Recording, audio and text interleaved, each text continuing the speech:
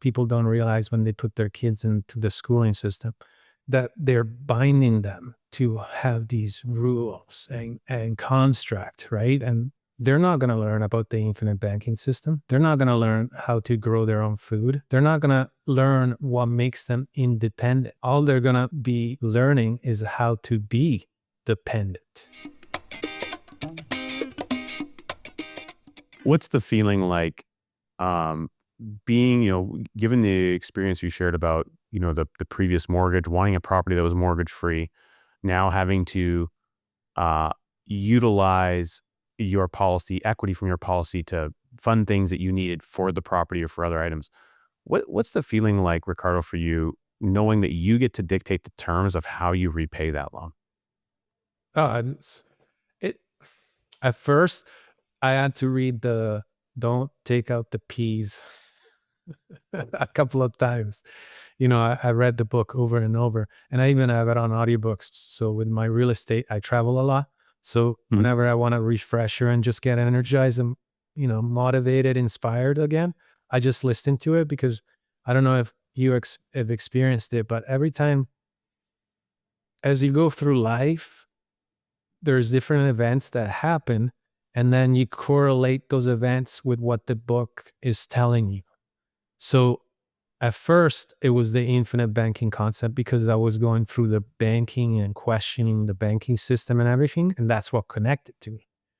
But then it's like, when I had the loan, it's like, what do I do to repay it back? Because there's no restrictions. You can pay it back $100 a month, or you can pay $1,000 a month. It's all up to you and how you see it and how you project it, right? And how you can adapt it too. It's not that you have to call your loan officer, "Hey, I can't make the payment this month. Can we reduce it a little bit?" No, you have full control. And I was like, this is crazy. Like, it gives me the goosebumps, right? Like, just to be able not to be dependent, especially on the bank. Because when you realize that, like, some of the problems that we have in the world is because of some of the structures that are there. And also, what I found out, the banks take deposits in, and then they lend the money 10 to 15 times the depository, right, of what they have in deposit. But the insurance companies don't. They just grow. And so it's like you're pulling money together with people that have the same idea, the same goal, the same sort of freedom.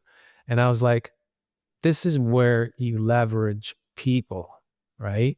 And by good planning, you can achieve the same as the banking system, but without the printing, the inflation, the problems. Like, now we're talking about affordability. Well, yeah, because the banks have screwed it up.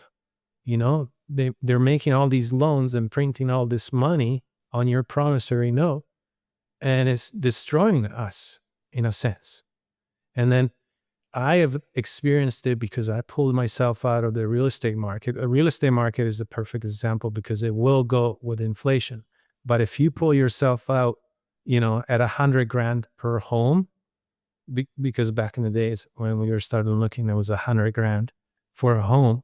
And now that same home is $1 million. But if you pull yourself out, you can't get back in, because you lost it with inflation, right? And it's taking a disadvantage for the new people, the first-time buyers.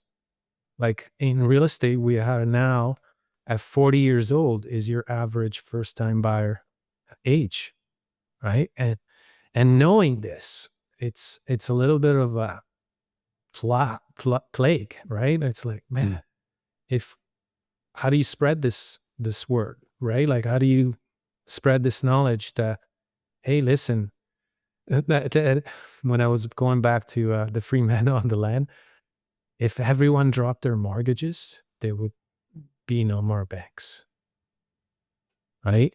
And I was like, okay, that's a great concept, but I can't dream in that sense. But we need to create a system that can run parallel, and then have the people joining to it, right? And that's why I'm a big supporter of the Be Your Own Banker.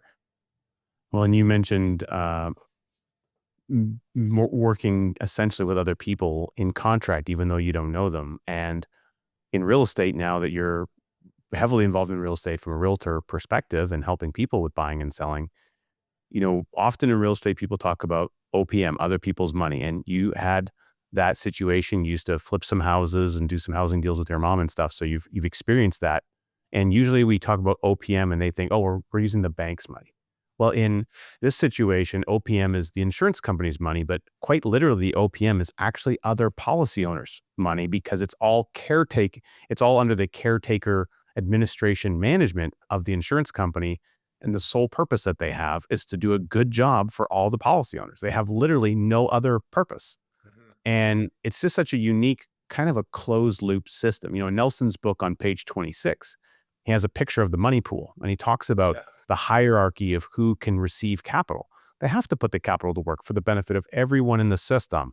They got to invest some money on big projects and they got bonds, they got all these types of things.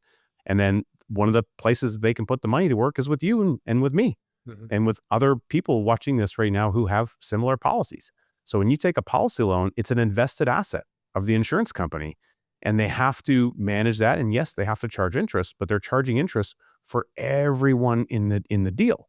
We all participate in that advantage. So when I take a loan, hey, Riccardo's going to benefit if we're in the same insurance company, and vice versa. I may not see the interest that you're paying and you won't see the interest I'm paying, but it's all getting congealed together in that big, glorious money pool that we share in. That's the beauty of mutual ownership. The idea and the theme of, being self-sufficient. And I walked us through a journey of self-sufficiency from an economic climate that couldn't support your degree in mechanical engineering, taking the initiative within 2 weeks of a new job to buy a truck and get some Ryobi tools to start your own business, to create self-sufficiency, leaving all of that behind to start a farming, but in the process of running your day job, running your contracting business, building and growing your knowledge base around farming so that when you made the pivot, you already had the skill set that had built up over probably 5 or 6 or 7 years. So you had skill set to move into the new idea. And that was a capitalization period that allowed you to move that energy that you created and the time and the knowledge into business number 2, being a farmer, the heirloom seeds and all these things you share with us. Then transitioning that into creating self-sufficiency on your own land, being mortgage-free, being self-sufficient off the grid, to now going from separating from the bank to now controlling the banking environment in a way that most people don't even know is possible for the rest of your natural life. We have a ton more amazing conversations and great clips just like this if you go right here. Or if you want to watch the rest of this conversation, the full episode, click right here.